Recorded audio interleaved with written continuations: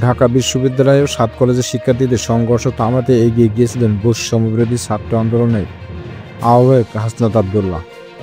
তার এমন সাহসী ভূমিকার প্রশংসা করে সামাজিক যোগাযোগ মাধ্যমে ফেসবুকে আবেগঘন পোস্ট দিয়েছেন জাতীয় নাগরিক কমিটির মুখ্য সংগঠন সার্জিস আলম। তার মতে অস্থিতিশীলতা অবস্থায় হলেও কোনো কিছু চিন্তা না করে সমাধানের জন্য ছুটে যান হাসনাত আবদুল্লাহ। সোমবার 27 জানুয়ারি ফেসবুকে এ নিয়ে স্ট্যাটাস দেন সার্জিস আলম। পোস্টে তিনি লিখেছেন, আশেপাশে এমন বহুত শত্রু আছে যারা সুযোগ পেলে খুন করে ফেলবে। এটা জানার পরও মবের মধ্যে ঢুকে মারামারি থামানোর কথা বলতে হ্যাডম লাগে। অন্য কেউ এই সাহস করে নাই, সাহস করেছে হাসনাত আবদুল্লাহ।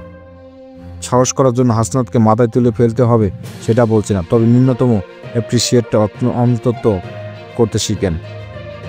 হয়তো ফলাফল অপ্রত্যাশিত হয়নি, কিন্তু এর চেয়ে খারাপ কিছু হতে পারত।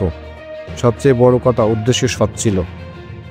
তিনি লিখেন, এই ছেলেটার সমস্যা হলো এর মাথা গরম আর সবসময় গ্রেটার চিন্তা করে।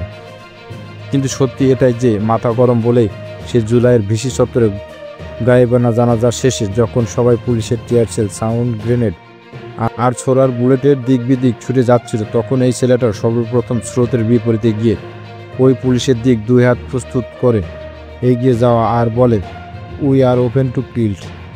সার্জিস লিখেন, ঠিক যেমনভাবে গতকাল গিয়েছিল এই ছেলেটা সেই জুলাইয়ের হাসিনার বিরুদ্ধেও রাজাকার মিছিলের সামনে সারিতে মাঝখানে দাঁড়িয়ে গিয়েছিল।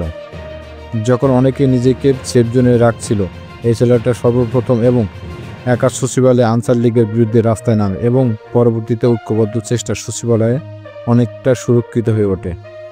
হাসনাতকে নিয়ে তিনি বলেন, এই মাথা গরম ছেলেটা দোষ হচ্ছে যখনই কোথাও অস্থিতিশীলতা অবস্থা দেখা দেয়, ষড়যন্ত্র গন্ধ পাওয়া যায়, তখনই কোনো কিছু চিন্তা না করে সমাধানের জন্য ছুটে যায়, হোক সেটা ক্যাম্পাস, রাজপথ কিংবা অন্য কোথাও।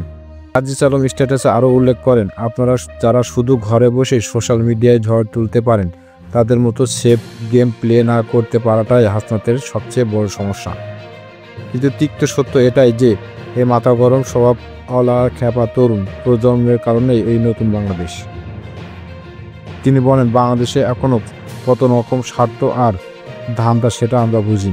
অপ্রত্যাশিত কিছু হলেও যে এটা আবার গড়তে যাবে সেটাও জানি। কিন্তু দিন শেষে চোখের সামনে রক্ত আর হাজারো জীবনের বিনিময়ে অর্জিত নতুন স্বাধীনতা রক্ষা করতে হাসনাতরা প্রতিজ্ঞাবদ্ধ। আপনাদের মতো গুলটি কয়েক ভণ্ড সুবিধাজনক কালপিট কী বলবো আর কী বিভেদ করলো তাতে আপনাদের কিছু যায় আসে না। হাসিনার পোষারা এর চেয়ে কম বলেনি বা কম করেনি।